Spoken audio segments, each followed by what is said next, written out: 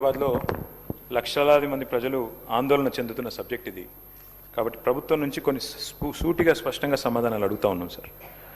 మంత్రి గారు చెప్పిన సమాధానంతో పూర్తి సంతృప్తి మాకు లేదా అధ్యక్ష, రాష్ట్ర ప్రజలకు కూడా లేదని నేను అనుకుంటా ఉన్నాను. ఎందుకంటే వారే జనవరి 2026లో మనకు ఈ సంవత్సరంలో జరిగిన జనవరి నెలలో జరిగిన అసెంబ్లీ సమావేశాలలో గౌరవ సభ్యులు ప్రశ్నించారు అధ్యక్ష.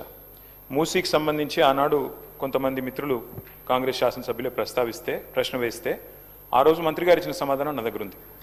అందులో మంత్రి గారు ఏం చెప్తారంటే, అధ్యక్ష, ఈ డిపిఆర్ ప్రిపరేషన్కే ఒక మెయిన్ హార్ట్ అనే కంపెనీకి ఇచ్చినాం. ఆ కంపెనీ గురించి కూడా నేను ఒక నిమిషం చెప్తా సార్.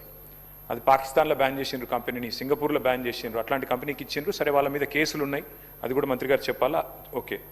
అందులో ఏం చెప్పారంటే అధ్యక్ష, ఆ రోజు శాసనసభకి ఇచ్చిన సమాధానంలో గౌరవ మంత్రి గారు డిపిఆర్ ప్రిపరేషన్కే 18 నెలలు పడుతుంది అని ఈ సంవత్సరం జనవరి నెలలో మంత్రి గారు చెప్పారు.